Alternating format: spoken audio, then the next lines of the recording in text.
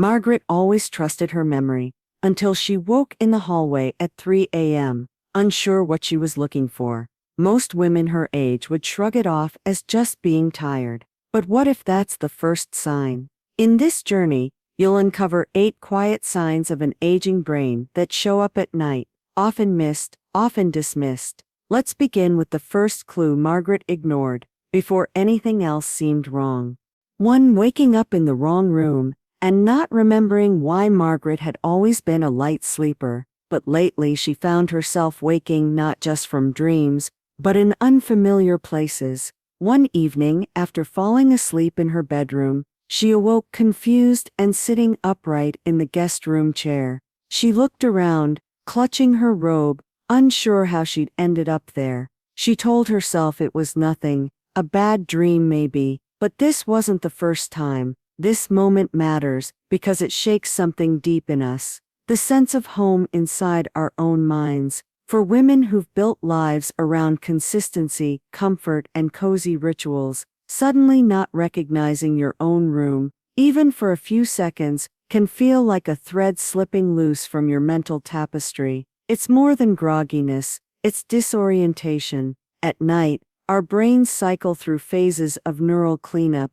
almost like tidying up a cluttered drawer. But as we age, this process slows. The hippocampus, responsible for spatial memory, can misfire or lag. You wake mid-process, and your surroundings feel not wrong, just unfamiliar. You know the room, but your brain's emotional imprint of it hasn't caught up. Start with a grounding ritual. Place a small, soft-lit item near your bed, something emotionally grounding, a lavender sachet, a family photo, a favorite brooch. This is not decor, it's a beacon. When you wake, it cues memory without needing logic. Your eyes recognize it, your hand remembers the texture. You don't have to figure out where you are, your senses already know. A gentle fix, but deeply powerful. Emotionally, it anchors you to a familiar sense of self, offering comfort before your thoughts even catch up.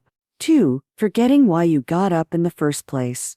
I just needed to get a glass of water, Margaret said aloud, standing in the hallway, only she was already holding one. How many times have you walked into a room and suddenly forgotten why? We laugh it off. We say, "Oh, I must be losing it," with a chuckle, but there's often a quiet fear behind the smile. This one hits harder at night. The world is still, the house is dark, and the absence of distractions makes your internal doubts louder. Nighttime is sacred. It's when the day's chaos fades and we're finally with our thoughts. So when we can't trust those thoughts, when intention slips through our fingers, it can feel like losing a piece of control. And control is something many older women have spent a lifetime earning. Your prefrontal cortex, the part that handles short-term task memory, works just like your legs. It gets tired. During the day, external cues help it out, but at night those clues vanish. No TV buzz, no calendar reminders, no bustle, just silence, and a mind forced to work without its usual crutches. Try this one-step solution. Keep a small notepad and pen, or a simple voice memo app on your nightstand. Not for journaling. This isn't about reflection, it's about anchoring. Before standing up, say your intention aloud, or jot it quickly. I'm getting my medicine. I need another blanket. It's a small step, but it says to your mind, we're in this together. This tiny gesture builds self-trust. It replaces doubt with partnership between your mind and your body. That feels like empowerment, not correction. 3.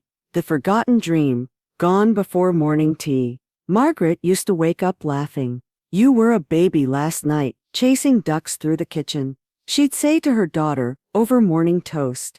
But lately, though she knew she dreamed, she could feel it lingering. She couldn't recall anything beyond a feeling, a hue, a blur, gone before her second breath. We often ignore dreams, dismissing them as nonsense. But for many women, dreams are sacred. They're where lost loved ones return, where emotions resurface safely, where memory and creativity still dance freely.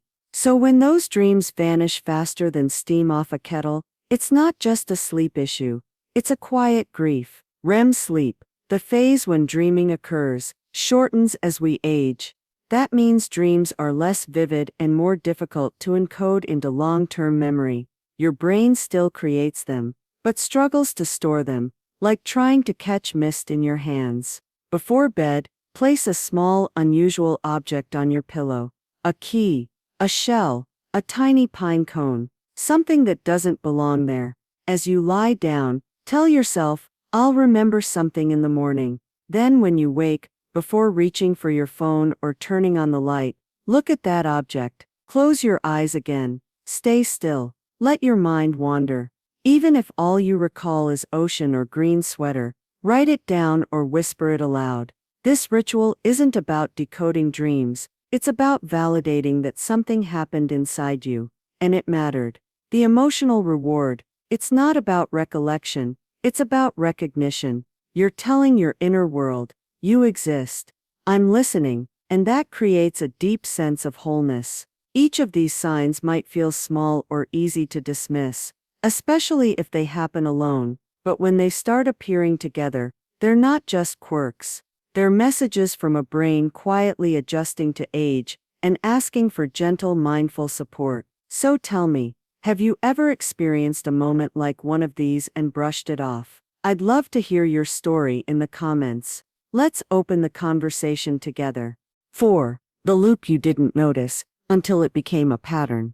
It started with the front door. Margaret wasn't even sure if she'd locked it, so she checked. Then she circled back to make sure the stove was off. Then again, the door. She wasn't panicking. Not really, just uneasy, she told herself. Just making sure. But when she realized she'd done it 3 nights in a row, all in the same exact order, a quiet discomfort set in. That's how it creeps in. Not with sirens, but with soft habits. Repetitive nighttime behaviors are common, especially when you're tired, but when they shift from occasional caution to nightly ritual, not because of necessity but unease, they may be signs your brain is struggling to encode completion. In simpler terms, your mind isn't logging the task as done, even if it is. Women often carry the invisible weight of safety, for their home, their families, even long after the house is empty. So when your own mind refuses to let go of a task you know you did,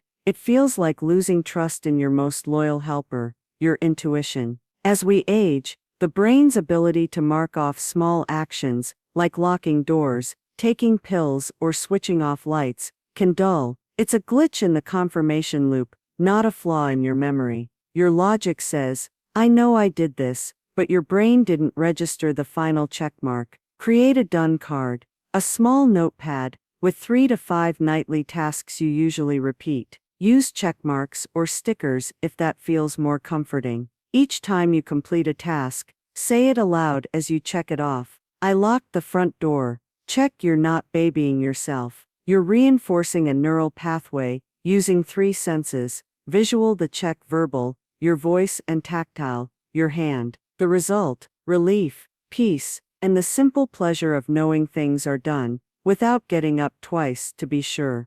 5. Racing thoughts that only show up in the dark.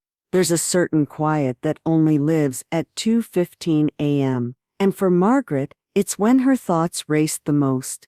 What started as, "Did I call Thomas back?" became, "What if something's wrong with him?" and then spiraled into a litany of things she hadn't thought about in years.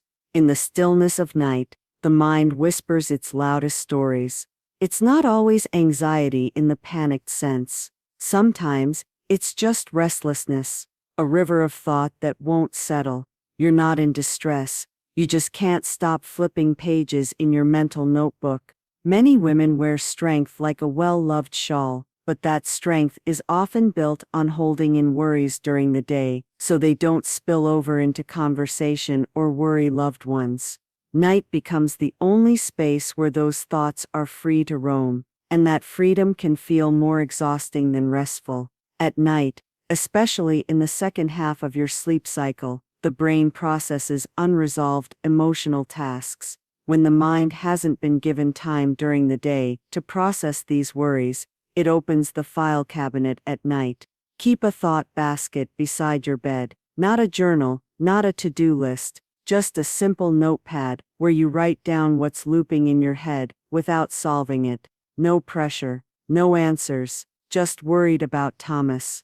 Need to reschedule appointment. Then fold the page. Literally, tell yourself, this thought is held. I'll return to it tomorrow. That small act of externalizing your mental clutter quiets the brain's urgency. Emotionally, it says, you don't have to carry this alone tonight. 6. Daytime fatigue. That doesn't match a full night's sleep. Margaret had begun to feel heavier in the mornings. Her bones ached a little more. Her tea didn't seem to wake her like it used to. And there was a fog around her thoughts, like she was 2 steps behind her body. I must just be tired, she kept saying. This is the one so many women brush off. The quiet weariness that doesn't seem tied to anything specific. But if you're waking up drained, despite a full 8 hours, it could be a sign your brain's restorative cycle is being interrupted. We're told rest will renew us, that sleep is the reward after a long day. So when sleep doesn't refresh, it feels like a betrayal. You question your habits, your health, even your worth. This isn't just tiredness, it's uncompleted restoration. As we age, our brains are more vulnerable to sleep fragmentation, micro-awakenings. We don't fully register, but which interrupt deep sleep stages, like REM and slow-wave sleep. These are the cycles that cleanse brain toxins and reset cognitive function. Start a reverse unwind. Instead of winding down into sleep, focus on how you wake up. Before getting out of bed, place your hand on your chest and take 5 slow full breaths. Then wiggle your toes, rotate your ankles, smile, even if you don't feel like it. You're telling your body, I'm here, and more importantly, telling your brain that restoration doesn't end when the alarm goes off. Over time, this can help realign your waking rhythm and give you back that lightness in your morning without changing your entire sleep schedule. Each of these signs, looping routines, late-night spirals, and morning fatigue, are easy to miss because they sneak in quietly, one night at a time. But noticing them doesn't mean something's wrong, it means you're listening. And listening, dear heart, is where healing always begins. Have you ever felt like your sleep should be enough, but somehow isn't, or found yourself double-checking more than you used to? Share a moment below. I'd love to know how your nights are speaking to you. 7. Talking to yourself at night. Without knowing it, Margaret was up again just for a moment, she thought. A drink of water. Maybe to check the window. She padded through the dark house quietly. But the next morning her daughter, who'd been staying over, asked gently, "Who were you talking to last night?" Margaret blinked. I wasn't talking to anyone. Yet she had been, soft muttering, fragments of sentences. Nothing frightening, nothing coherent, but something. This is one of those signs that doesn't scream. It whispers. It often happens without us knowing. A half conversation with no audience. Maybe you're voicing a thought you'd usually keep inside. Maybe you're replaying a moment from years ago. Either way, your mind has slipped into an old habit, narrating your thoughts aloud. And here's the part that hits hardest. It can feel like losing the elegant silence we've spent years cultivating.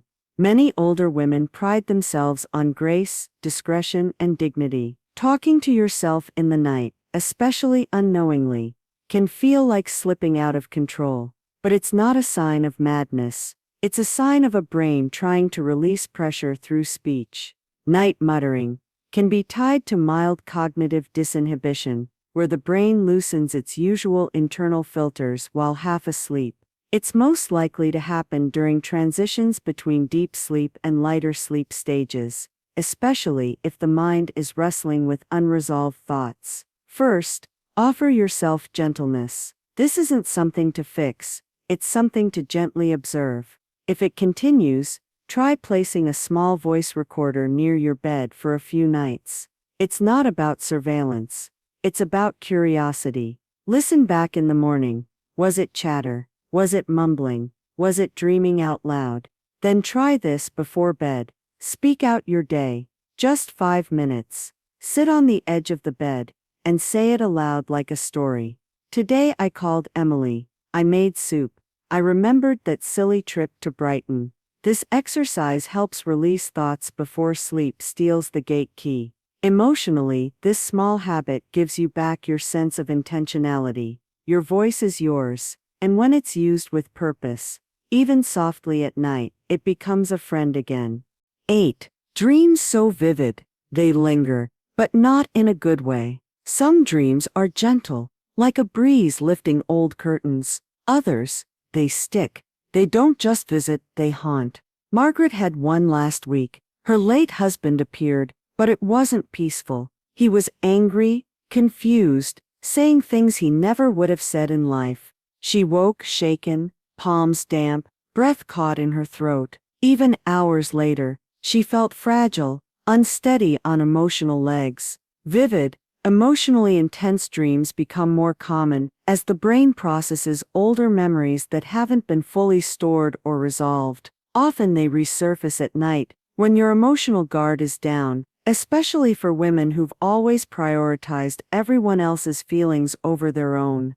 These dreams are more than just bad sleep. For women like Margaret, and perhaps like you, these nights can stir unresolved grief, past conflicts, or lingering regrets, and because no one else sees them, it can feel like suffering alone in a quiet storm. REM sleep, where dreams occur, is emotionally charged. As we age, the filter on emotional regulation in dreams begins to wear down. The result? Dreams that are more vivid, more intense, and often more personally symbolic. Create a morning debrief habit. Keep a box of blank index cards near your breakfast area. Not a journal, just single cards. After a strong dream, jot down what you remember on one. Not the whole dream, just one phrase, one emotion, one color. Then flip the card over. On the back write one grounding fact. I am safe. That was just a dream. He never spoke to me that way. This creates a boundary. Your dream doesn't own the rest of your day. The emotional reward here is massive. It's not about erasing the feelings. It's about reminding your waking self that you are still the author of your mornings, even when your nights surprise you. 9. Blurring the line between dream and memory. I told Susan about the blue vase she gave me, Margaret said, sipping her tea. Her daughter paused. Mum, I never gave you a vase. Margaret's smile faded. She was certain she had that conversation, could picture it. But slowly realization crept in. It must have been a dream. This one sneaks in softly. You remember something as fact until it gently unravels. You confuse a dream's logic with morning reality. And when someone corrects you, it stings. You feel silly, exposed. Women are memory keepers. We recall birthdays, recipes, the exact tone of a loved one's laugh. So when memory becomes slippery, even slightly, it threatens the stories we've held for everyone else. As we age, the brain's ability to separate episodic memory, things that really happened from imagined or dream material, weakens. This is partly due to the hippocampus and frontal lobe slowing down communication during REM sleep.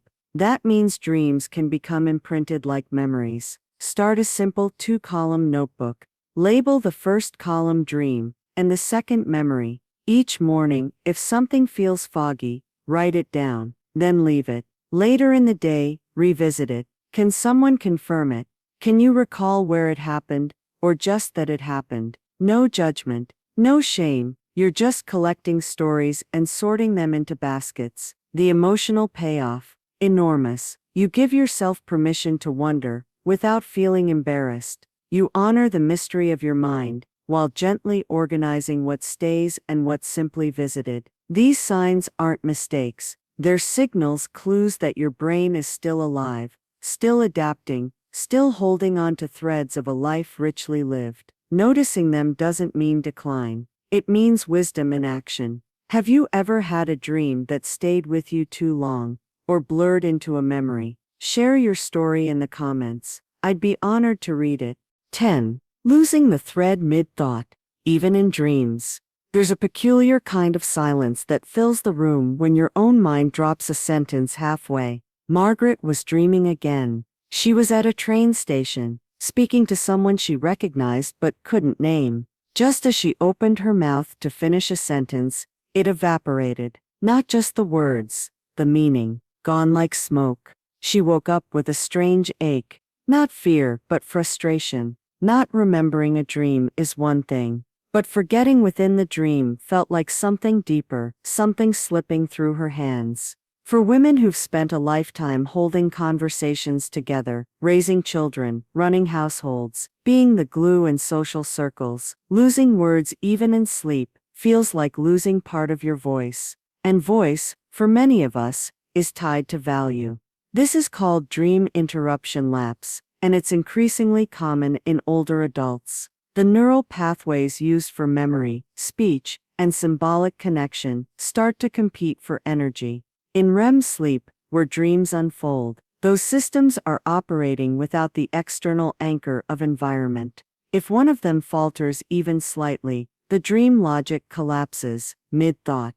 Instead of trying to remember more, try strengthening cognitive resilience before bed. A simple habit. Read aloud. Pick a paragraph from any book, even a cookbook. Speak it clearly, slowly, with emotion. This act strengthens brain-to-speech pathways, even while relaxed. Emotionally, it reconnects you with your rhythm, your pacing, your storytelling. That voice you've always had. It's still in there, and honoring it each night prepares your sleeping mind to carry more of you into its quiet travels. 11. Missing morning memories, then remembering later.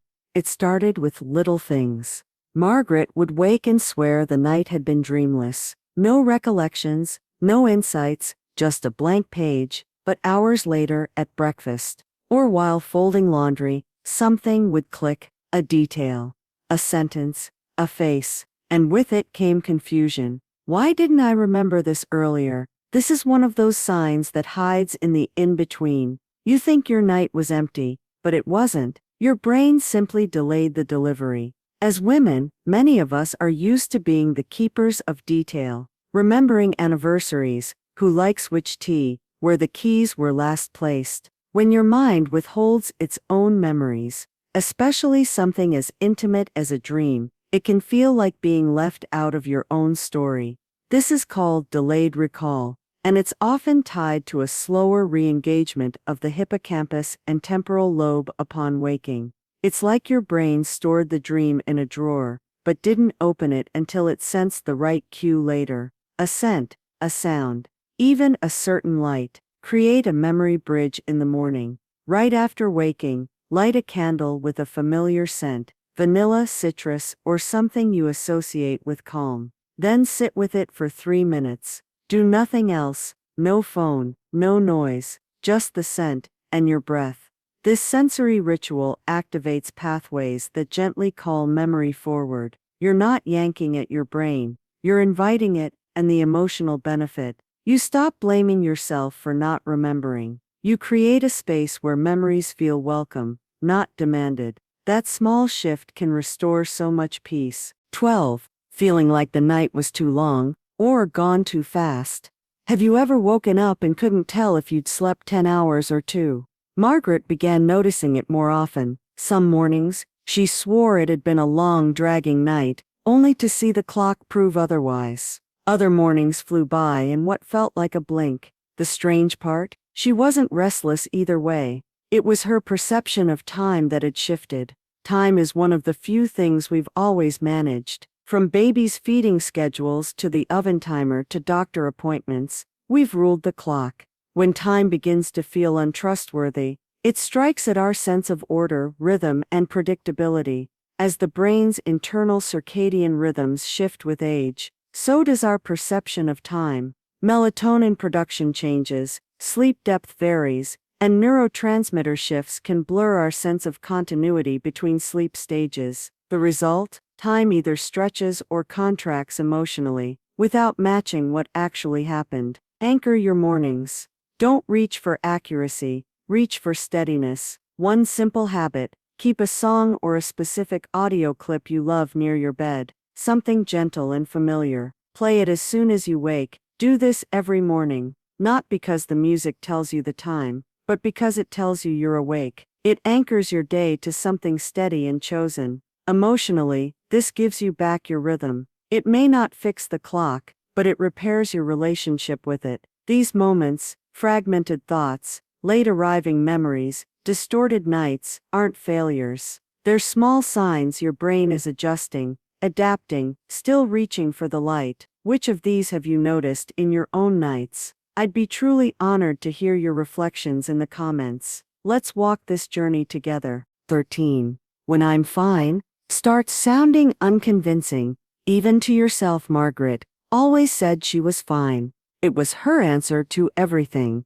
Stub toe? I'm fine. Restless sleep? Fine. Even when her daughter asked how her nights had been lately, she smiled, nodded, and said, just tired. But something had shifted in her tone. Even she didn't believe it anymore. This is often the final stage of nighttime brain aging, not a specific symptom, but a pattern of brushing things off. You begin to sense something's different, but because nothing feels dramatic, you downplay it. You keep going, convincing yourself that noticing means overreacting. For so many women, being fine became a habit long ago. It was easier than explaining, quieter than asking for help. But with aging, fine can become a way of hiding, not just from others, but from ourselves. That quiet denial keeps us from support, solutions, or even simple acknowledgement, and that's a loneliness deeper than solitude. Denial is a common cognitive coping mechanism, especially when changes are subtle. The brain attempts to preserve normalcy, but internally stress builds. You start second-guessing your own thoughts. You hesitate to trust your instincts. Begin by replacing "I'm fine" with a more honest phrase, one that doesn't require full disclosure, but invites kindness. Try, "I'm adjusting," or "still figuring out my nights." Even some mornings are better than others. These phrases don't demand solutions, they make space for them. The emotional benefit: you start rewriting the way you speak to yourself. That's where strength begins again. Not in denial, but in gentleness. 14. The fear of being a burden, and why it keeps us silent. One evening, Margaret stared at the ceiling. Her mind was buzzing again. She'd forgotten something she couldn't name. She wanted to call her daughter, but didn't. She has her own life, she thought. I'm not going to bother her over nothing. And so she sat in the dark with her thoughts, her heartbeat, and the quiet ache of being unsure alone. This moment is not uncommon. In fact, it's one of the most shared but unspoken truths among older women, the fear of becoming a burden. We hold back, not because we're strong, but because we're scared of no longer being needed. A lifetime of caregiving makes it hard to receive care. We're so used to giving, fixing, offering help, that asking for it feels foreign. But nighttime brain changes are not something to navigate alone. And silence out of protection can slowly isolate us.